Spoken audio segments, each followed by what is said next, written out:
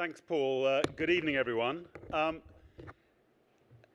They say that a little knowledge is a dangerous thing. Although I've only just moved to New York, I certainly tend to think of myself as an old hand when it comes to America. I have an American wife sitting just over there, kids with US passports, two of them at college here. I lived in New York for a while in the 1980s, and I've been coming back on business here regularly ever since. So I thought I knew all the nuances and all the jokes about the whole British, English, American English thing. I know that we burgle in my country, whereas in this country, for reasons which no doubt made sense at the time, you burglarize. I know that America leads the world in the development of the internet, whereas we in Britain can actually pronounce it. Yes, there are two T's in internet, and one of them's in the middle. Not internet, internet. Nor will you catch me out with your idiosyncratic use of the word quite. I know that here, quite good actually means really quite good, whereas back in merry old England, it means frankly pitiful. Except when it means the opposite. But this is true. I have been completely foxed by the meaning of the word to table. Back home, to table something means to put it on the table. In other words, to propose it. And I've only just discovered that here it means to take something off the table. And I'm beginning to wonder whether all of the grand plans I've been proposing at the Times are actually being implemented or not. No wonder everyone was nodding so enthusiastically. And I've also discovered the new verb, to reach out to. There's so much reaching out at the New York Times, I sometimes wonder whether anything else actually happens there. Now, to an English ear, reaching out has a rather kind of bridge over troubled water quality to it. It sounds like an act of heartfelt charity, comforting the widows and orphans or trying to talk Arthur off a ledge. But I finally discovered that in 2013 in New York City, to reach out to someone essentially means to send them an email. So it's a real privilege to join you to celebrate the success of the Knight-Bagehot Fellowship. Business has been one of the few areas in journalism where we've seen fresh investment and large-scale new job opportunities over the past years. But business and finance journalism, as Paul's been hinting, has still been subject to many of the other pressures which are playing on the profession, in particular the arrival of on-all-the-time media and everything that goes with it, continuous news cycles, ever more platforms to service, a constant stream of new competitors, the compression of thinking time and reporting time. And that last point is an important one. With a few honourable exceptions, some of my Times colleagues here, and of course Gillian Tett, who first suggested that I might give this speech this evening, they're notable exceptions. But too many of the major events and revelations of the past 6 tumultuous years have caught the world's business journalists by surprise. We need more and better enterprise journalism in business, finance and economics, as well as great beat reporting. We need more and deeper analysis and comment. And the Knight-Bagehot Fellowship makes a significant contribution to all of these here and around the world. And I want to congratulate its board, its alumni, and its many supporters for everything they do to raise the bar. Now, I want to spend a few minutes this evening talking about how we think about the future of journalism at the Times. And I'm going to frame my remarks with a few propositions. The first couldn't be simpler. It is that what we and other serious news organisations do is valuable and will continue to be valued by discerning consumers, irrespective of changes in technology and media consumption. For at least a decade, this proposition has been under assault. People just don't value high-quality journalism enough to be prepared to pay for it, it was often said. So there's no point trying to charge for it on the web. Or there's a cohort effect. Older people do value it, but the young do not, and as the first die off and are replaced by the second, the market for quality journalism will inevitably collapse. Or maybe the fact that digital makes it so easy for anyone to make and distribute content means that anyone can and will become a journalist, and the last handful of professional reporters will end up barricaded inside the last newsroom like the cast of The Walking Dead, surrounded by a swarming mass of citizen journalists armed with GoPros and iPhones.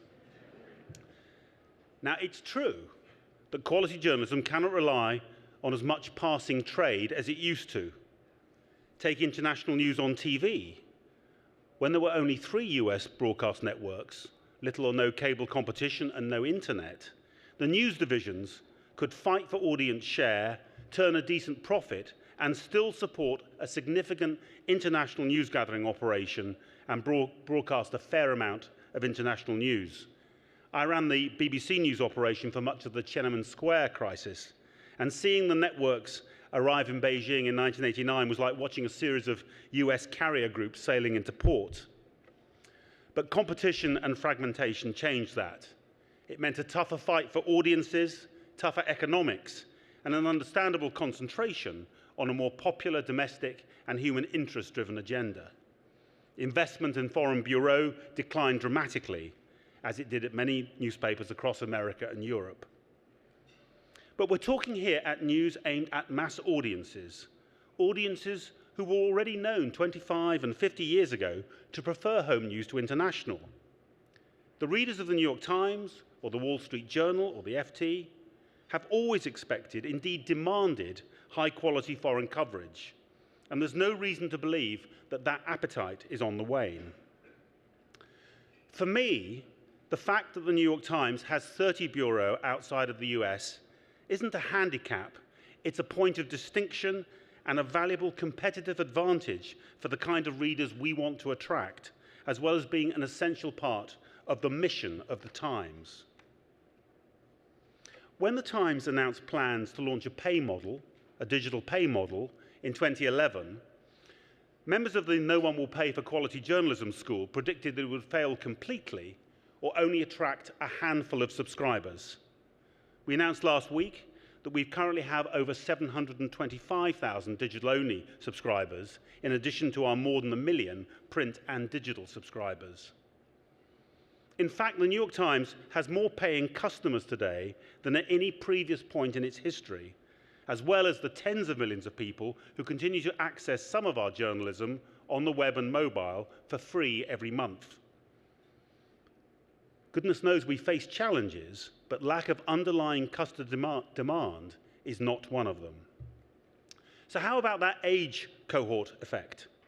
For anyone who enjoys a little light cultural pessimism, it's a rather tempting notion. A generation of serious readers giving way to one which is more interested in celebrity and cat videos than macroeconomics. But at least for the Times, the evidence doesn't support it. If you said that relatively few millennials read the New York Times, you'd be perfectly right, and I'm sure the same is true of The Economist and The Guardian and Le Monde. But that was always the case. And we're not seeing a significant year-on-year increase in the age either of print or digital subscribers. In fact, digital is bringing the average age down. And we should be careful about separating print and digital subscribers in our minds too much. 3/4 of our print subscribers authenticate for digital usage, and they use print and digital seamlessly, depending on convenience and time of day. Print perhaps first thing in the morning, then a smartphone on the way into work, then a desktop or laptop, with the tablet or paper playing a bigger role in the evening and at the weekend. People often assume that we're living through a one-way transition and that print will ultimately and inevitably fade away for all papers and magazines. And they may be right, but they may not. I sometimes wonder whether it's not what you might call the traditional desktop web, which is currently most at risk of being eclipsed by the phenomenal tilt towards mobile. That strong tilt towards mobile consumption certainly does raise questions for serious journalism.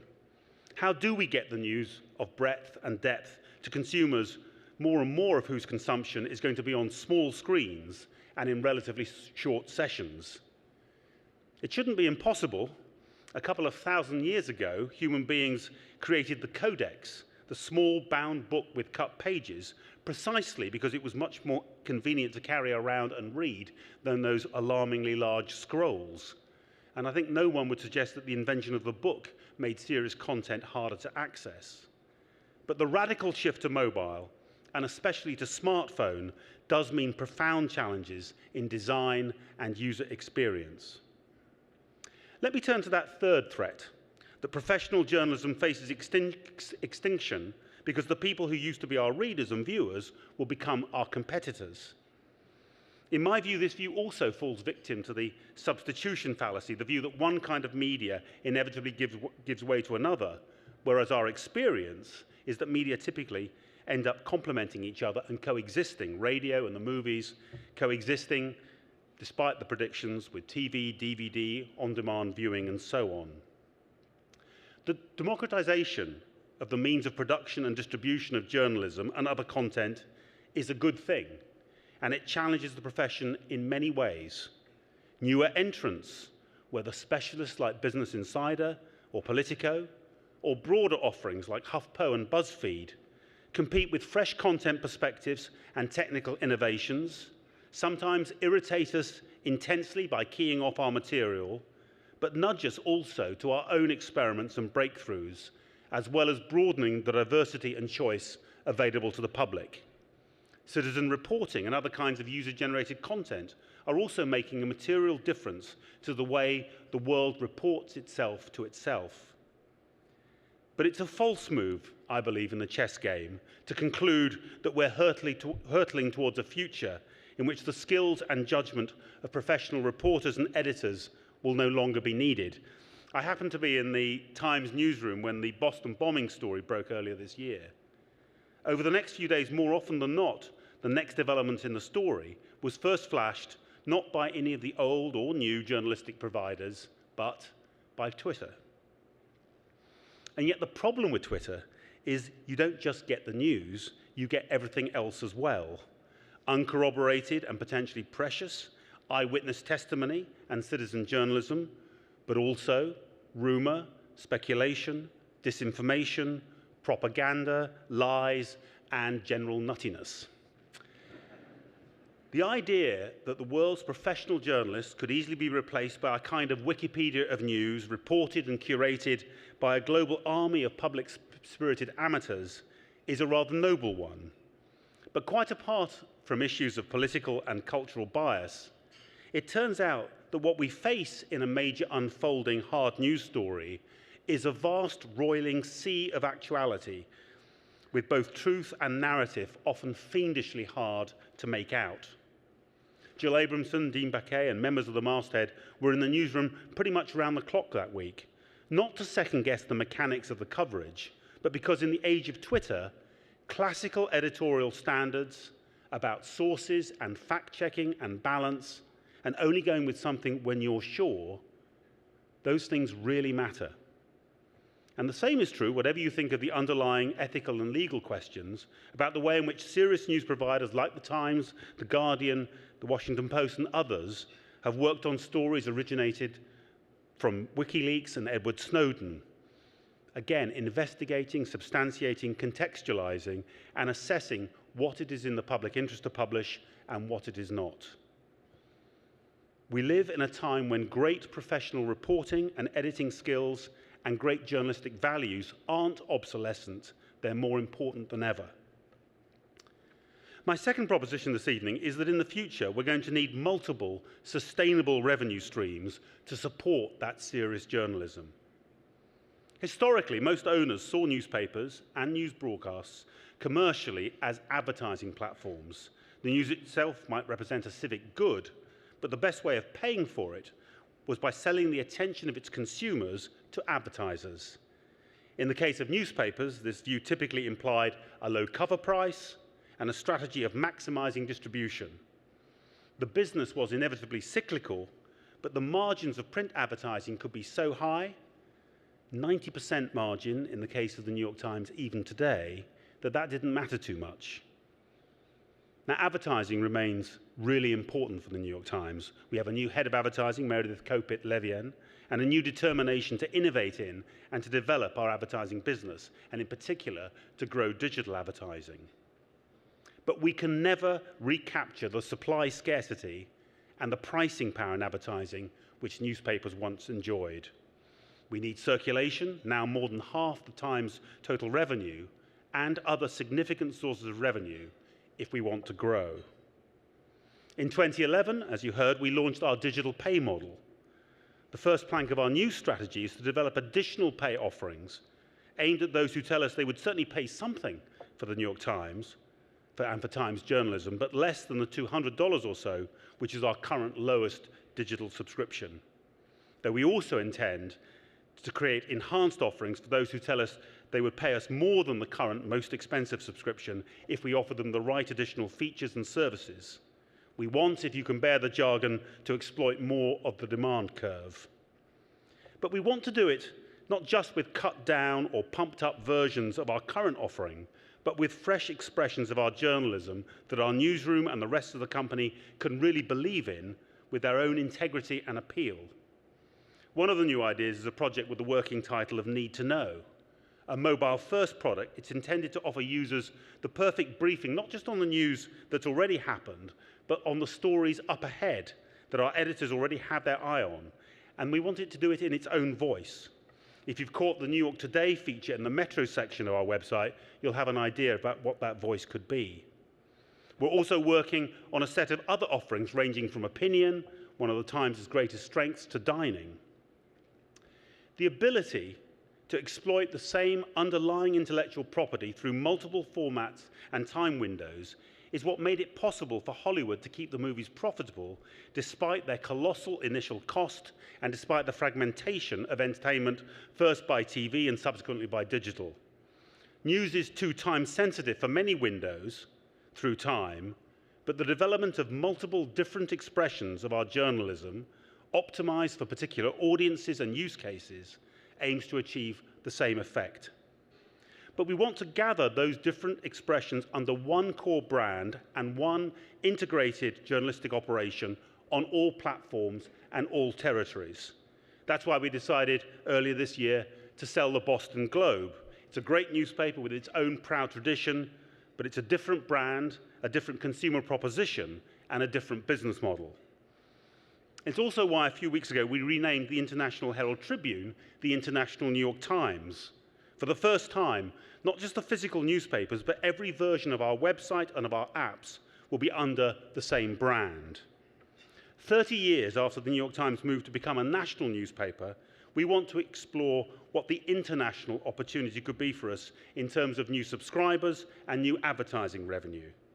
And we also want to explore what a fully joined-up advertising sales force could achieve around the world with the New York Times brand and the interesting and valuable readers we attract both in digital and print. And we're developing other revenue streams as well. Video, which from multimedia projects like the recent game of Shark and Minnow from the South China Sea, to news feeds, to documentaries, to features, offers the chance of deeper and richer audience involvement, as well as access to fresh advertising budgets. Conferences, where we're bringing the Times and the IHT conference businesses together and significantly scaling them. Smart games, building out from our formidable crossword franchise and its remarkable success as an independent digital subscription play, and e-commerce. The third and last proposition I want to touch on briefly tonight is that the revolution is only just getting started.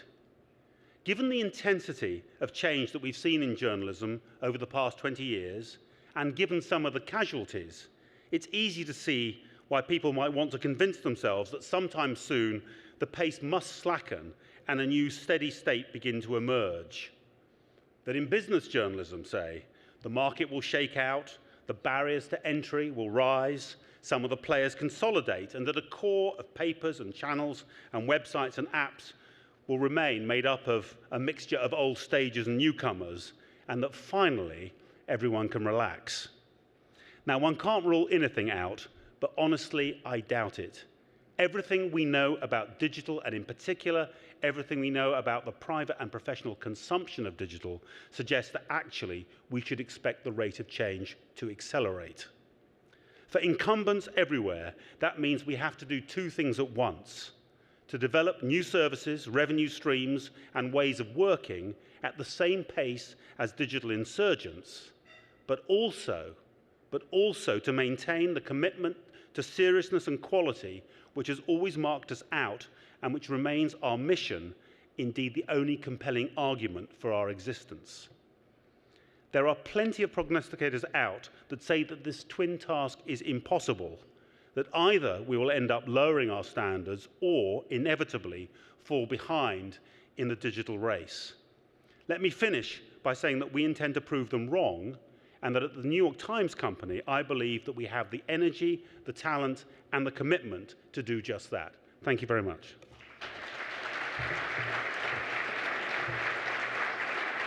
Great.